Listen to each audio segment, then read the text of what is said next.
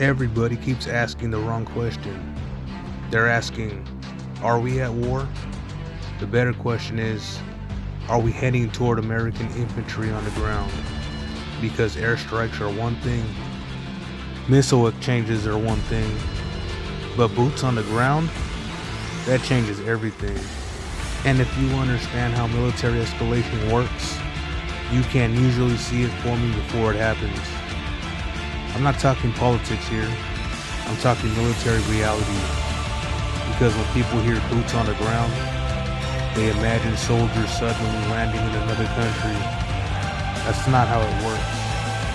Infantry deployment is never step one. It's a calculated decision, and it only happens under specific conditions. So let's break down what would actually have to happen for that to become real. The first indicator is always language. When leadership says no boots on the ground, that's a firm line. But when that language shifts to we're not ruling anything out or all options remain on the table, that's not random, that's strategic flexibility. It doesn't mean troops are deploying tomorrow, but it does mean the political barrier to deployment has lowered. And that's the first shift that matters. Because once the door is open publicly, military planning accelerates privately. Step 2, air and naval dominance. Infantry doesn't go in blind. Before ground forces move, the battlefield gets shaped. You'll see air security missions, sustained bombing campaigns, carrier strike groups positioning, cruise missile operations. Why? Because infantry is vulnerable without control of the air and sea. If you start seeing sustained, repeated strategic targeting, not just retaliation strikes, that's when planners are thinking long term. Ground troops only move once dominance is established. Step 3, logistics buildup. This is the part most civilians miss. You cannot deploy infantry quietly. You need transport aircraft, sea lift ships, equipment staging areas, medical support infrastructure, fuel and supply chains. That buildup is visible. It takes weeks, sometimes months. Infantry isn't a switch you flip, it's a machine you assemble. So if large-scale logistics movement begins, that's when things become serious. What would actually trigger infantry? Now let's be realistic. The US does not deploy ground troops casually. There are only a few likely triggers. A major American casualty event, a strategic objective that cannot be achieved by air power alone, a regional collapse that threatens US assets directly, a hostage or sovereignty crisis requiring physical presence. Ground troops are for control, not just destruction. Air power destroys.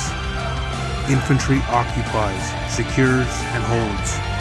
If the objective requires holding territory or securing infrastructure, that's when boots become a possibility. The global posture factor. Now here's another layer people should watch. When other nations begin increasing base security, tightening alert status, and discussing deterrence openly, that tells you escalation risk is being calculated globally. You've seen allied bases move to higher security postures before. You've heard more open conversations around nuclear deterrence strategy. Those aren't war declarations, they're precaution signals. And when multiple major powers begin preparing simultaneously, that's when planners start gaming worst case scenarios. Infantry planning doesn't happen in isolation. It happens in the context of global reaction. Probability versus possibility. Now here's the balanced truth. Is infantry deployment possible? Yes. Is it inevitable? No. Right now, what we're seeing looks like signaling and deterrence. But deterrence sometimes fails. And when it fails, escalation speeds up. The shift from never to if necessary is subtle, but historically that's how policy evolves. the reality of ground deployment, and here's something important. Modern U.S. military doctrine does not prefer large-scale occupation. Ground forces today are more likely to be specialized units, limited objective forces, rapid deployment elements, not massive invasion waves. So if boots ever did hit the ground, it would likely start small. Advisory roles, targeted missions, security operations. But small deployments can expand if resistance intensifies. That's the risk with escalation. So if you're asking, will there be American infantry in Iran? The honest answer is this. Watch the indicators. Language shifts. Sustained air dominance campaigns. Logistics buildup. Allied posture changes. If those align simultaneously, the probability rises. If they don't, it remains strategic pressure, not invasion. Boots on the ground aren't emotional decisions. They are structural ones. They require planning, positioning, and political permission.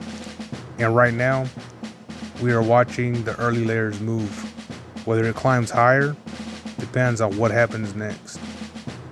Because once infantry deploys, it's no longer a warning, it's a commitment.